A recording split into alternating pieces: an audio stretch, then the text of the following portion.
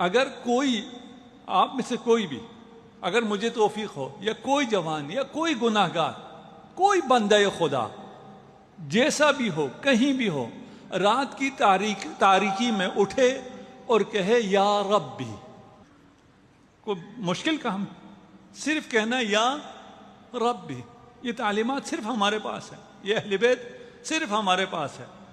جواب کیا آتا ہے؟ لبیک یا عبدی۔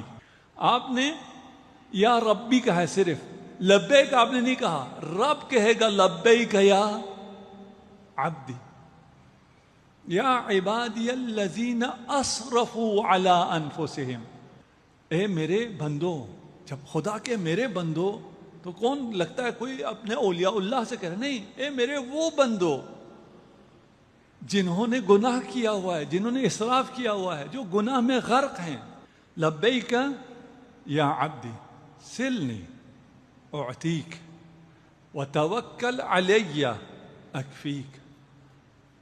آپ نے صرف یا رب کہا، جواب آئے گا میرے بندے مانگ، کیا مانگنا ہے، جو مانگے گا میں دوں گا، مجھ پر توکل کرو، میں کافی ہوں تمہارے لیے۔ رب سے یہ رشتہ ہماری اتنی عمر ہو گئی کیوں نہیں ہے؟ اس لیے کہ ہم معارف اہل بیت سے دور ہیں۔ اگر یہ رشتہ ہو جائے، اگر رات کو نماز تہجد کے لیے اٹھیں، ایک یا رب بھی کہیں، نہیں پڑھ سکتے یہ کہو، یہ کہہ لو، رات کو اٹھ کے کہو، فجر ہونے سے پہلے ایک یا رب بھی کہو، پکارو، دیکھو۔ اور اگر وہ ندا آئے، اور یہ ندا آپ کو معصومین کے ذریعے آئے گی، یہ ندا آپ کے دل میں آئے گی کہ خدا کہے گا مانگ مجھ سے جو مانگنا، آپ کے مانگنے سے پہلے کہے گا۔ اور اس کے بعد کیا ہونا ہے؟ توکل۔ اس کے بعد اگر آپ مانگیں خدا سے اور آزمانے کے لیے مانگیں، یہ مولانا نے کہا، میری بات کی تو کوئی حیثیت نہیں، اہل بیت کی بات ہے، آزماتے یہ ہوتا ہے یا نہیں ہوتا۔ آپ یا رب بھی کہیں گے، صدا آئے گی، مانگ جو مانگنا ہے، آپ مانگیں گے، ملے گا؟ جی نہیں ملے گا۔ کیوں؟ اس لیے کہ آپ مانگ نہیں رہے، آپ آزما رہے ہیں، آپ کو نہیں ملے گا۔ جو آزمانے والا ہے وہ تو خدا کو خدا مان ہی نہیں رہا، وہ یا ربی میں ہی مشکل ہے۔ رب تو مانو نا، اگر رب کا معنی سمجھ میں آ جائے، ابھی میں بیان نہیں کروں گا، نہیں تو میں اپنے موضوع سے نکل جاؤں، اگر رب کا معنی سمجھ میں آ جائے گا، سارے مسائل ہمارے حل ہیں، اسی ایک یا ربی میں سارے مسائل حل ہیں۔ مانتے نہیں ہیں۔ قال، رسول خدا نے ارشاد فرمایا، قال اللہ سبحانہ، حدیث قدسی ہے، اذا علمت ان الغالب على عبدی الانشغال لی۔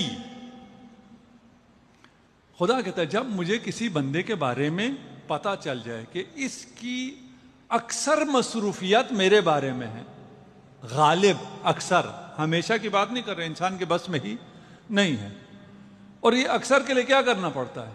ایک تسبیح، ذکر خدا، نماز کے وقت نماز، روزے کے وقت روزہ، کچھ بھی نہیں، کوئی مشکل کام نہیں ہے۔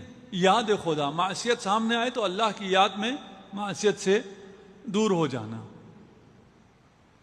جب بندہ ایسا ہو جائے، نقلت شہوتہ فی مسئلتی و مناجاتی، اتنا بڑا یہ انعام ہے کہ آپ اکثر خدا کو یاد کر لیں۔ انعام خدا کیا دے گا؟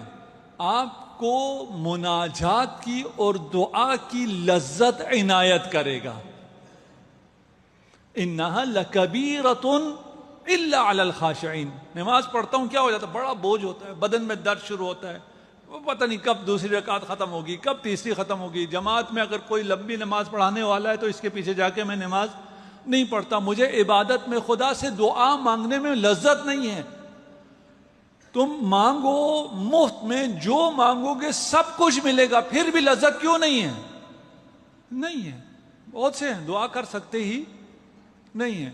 مناجات، خدا کہہ رہا ہے میں تیرے ساتھ آ کے بیٹھ جاؤں گا۔ یہ تعبیرات غلط ہیں، ہاں اس کو ہم آپ بیان کریں گے، ہمارے پاس اس کے علاوہ بات کوئی نہیں ہے۔ انا جلیس من ذکرانی، جو میری یاد کرتا ہے میں اس کے ساتھ بیٹھ جاتا ہوں، اس کا ہم نشین ہو جاتا ہوں۔ خدا تیرے شہرک سے زیادہ قریب ہے، تیرے دل میں آ کے بیٹھ جائے گا، تیرے دل کی آواز کو تجھ سے پہلے سن لے گا۔ بات تو کرو خدا سے، مزہ نہیں آتا۔ مزہ کس میں آتا ہے؟ موبائل میں آتا ہے، فلموں میں آتا ہے، گانوں میں آتا ہے۔ اگر خدا کا ذکر بڑھا دو گے تو یہ اگلا کام خدا کرے گا، تمہاری لذتوں کو دعاؤں میں اور مناجات میں قرار دے گا۔ کتنا بڑا خزانہ ہے۔ وَكَانَ، اس سے آگے دیکھیں کہاں آپ کو پہنچا رہے ہیں۔ فَإِذَا كَانَ عَبْدِي كَذَلِكَ، اگر ایسے ہو جاؤ، اللہ کا ذکر کرو، اللہ کو یاد رکھو، باقی اپنی دنیا میں سارے جو کام کرنے سب کرو، اللہ مناجات کی لذت تمہیں عنایت فرمائے گا، اپنی دعا کی لذت عنایت فرمائے گا۔